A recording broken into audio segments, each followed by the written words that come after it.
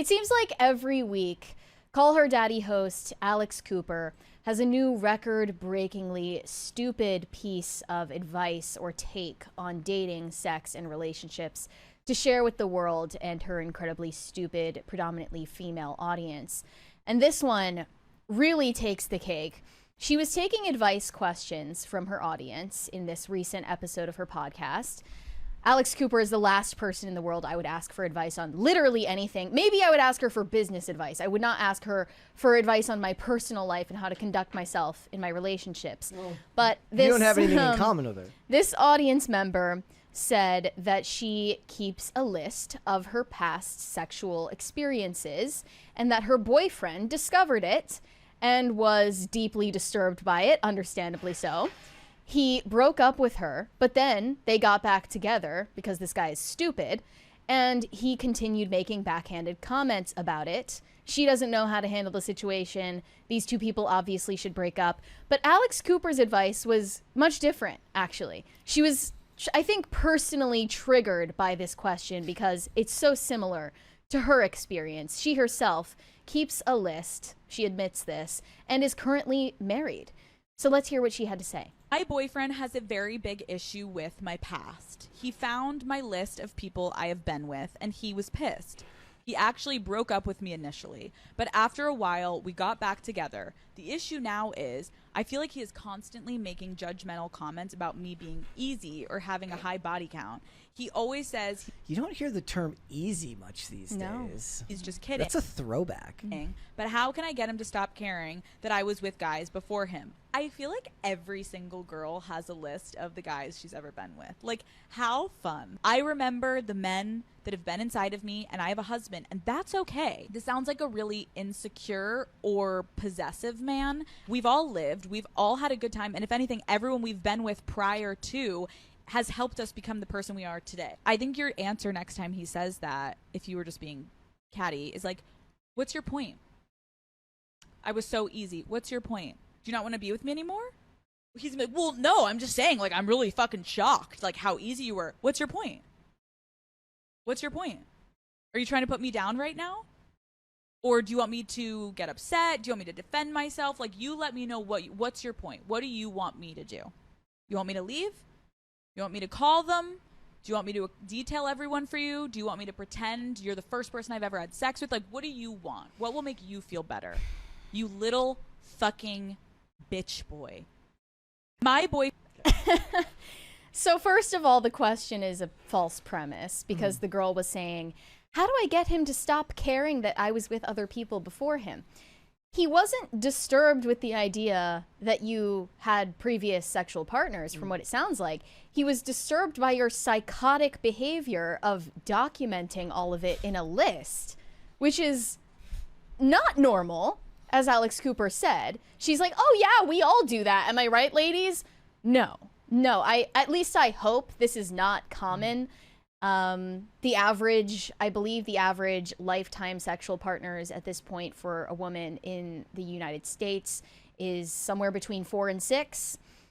That doesn't require an Excel spreadsheet with notes to match and little doodles to remember each and every encounter. The mean comment at the end indicates a certain level of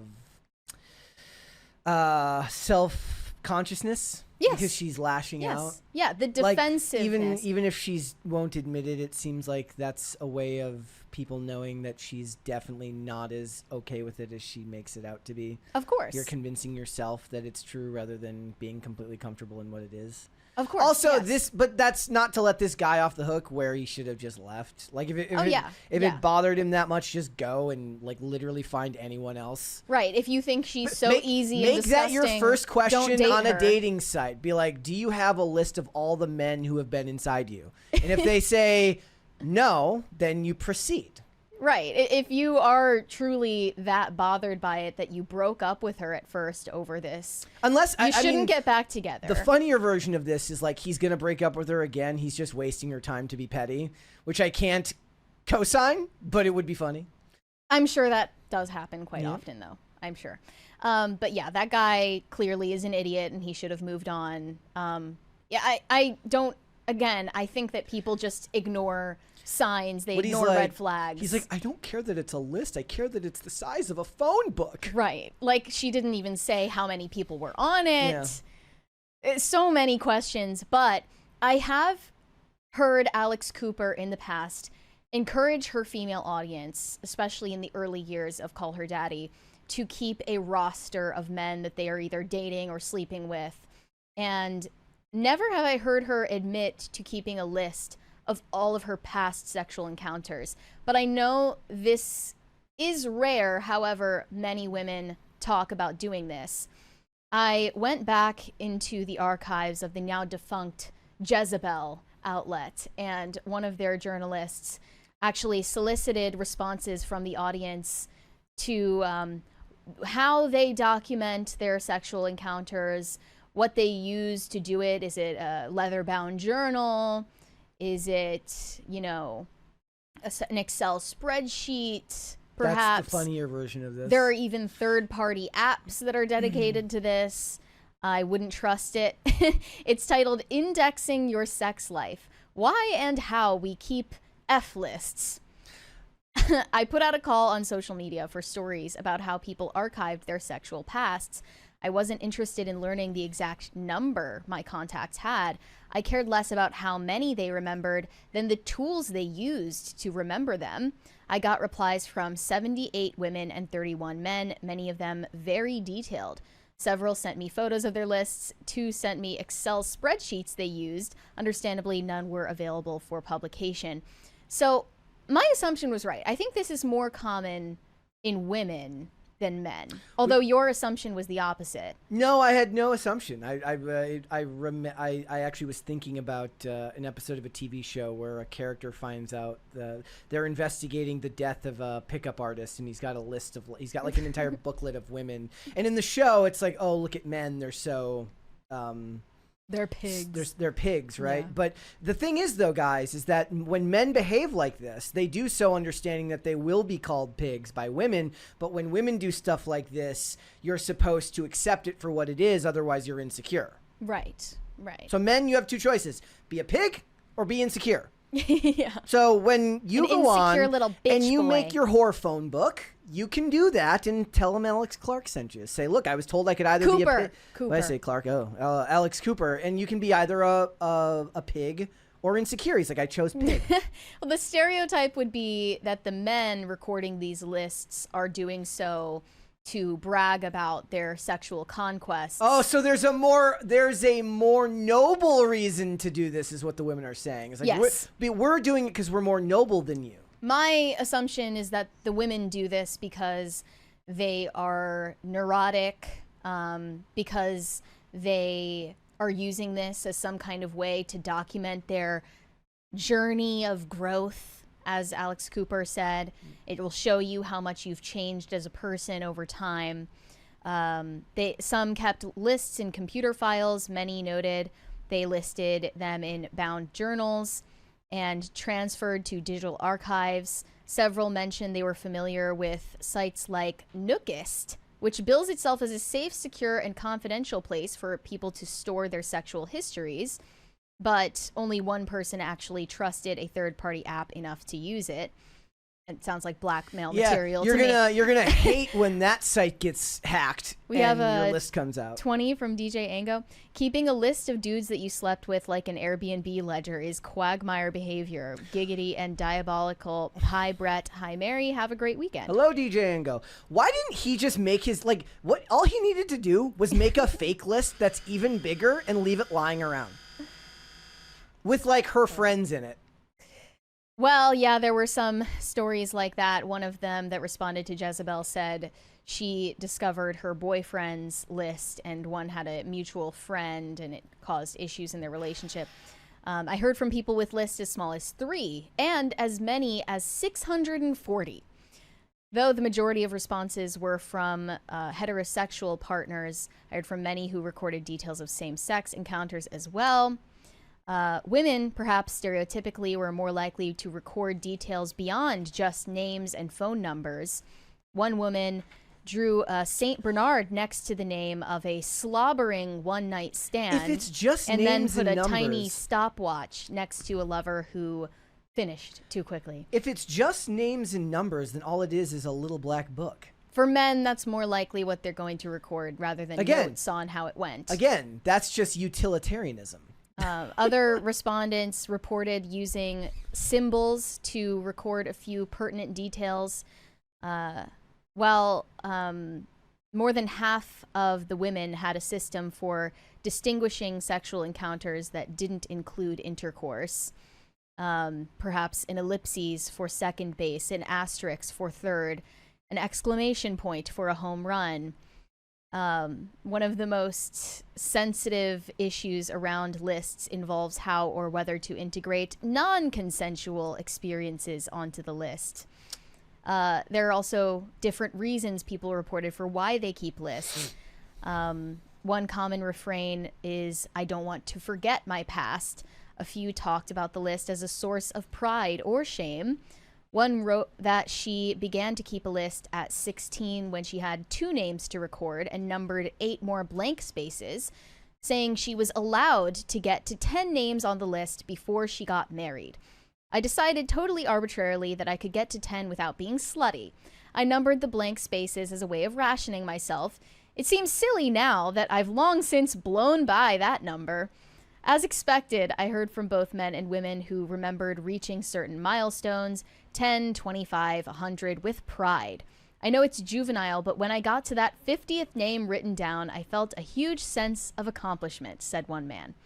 That's what I assume men would take from this practice. No woman would a sense of accomplishment. No woman would get a sense of accomplishment from this because Yes. it takes exactly 0 effort for women to be able to have sex. On the other hand, women tend to document this as a source of self-acceptance or a tool for sustaining memories.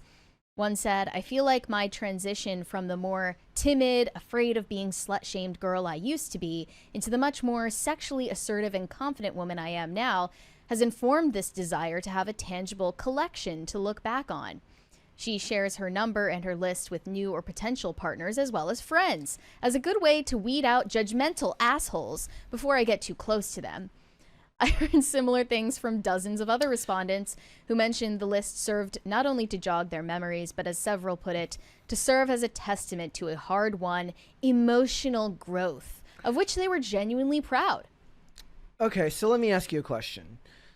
The last girl you just mentioned said that she shares the list with potential partners to weed out judgmental assholes. But also friends, which is really weird. What about a guy who, like, have you ever seen that the meme of, like, Leonardo DiCaprio and Kate Winslet where he's showing her the booklet from Titanic? Mm-hmm. And he's giggling. Like, if a guy shows up on his first date and he shows this to a girl, is he weeding out judgmental asshole women? Or by the women's logic, is she supposed to be like, "Oh, you are so into self-acceptance. Good Paint me job." like one of your French girls. Yes. List me like one of your French girls. Women would, of course, not feel the same way about it if a man presented them with a list of their past sexual encounters. They would obviously feel undercut by that. Somebody in the chat mentioned Bonnie Blue, and that means that her book would look generally like In Search of Lost Time by Proust, which is the longest book ever written. Yeah, it would be like War and Peace, the sequel. Yes. But, you know, there are a lot of people asking, is it normal that I do this? It's not.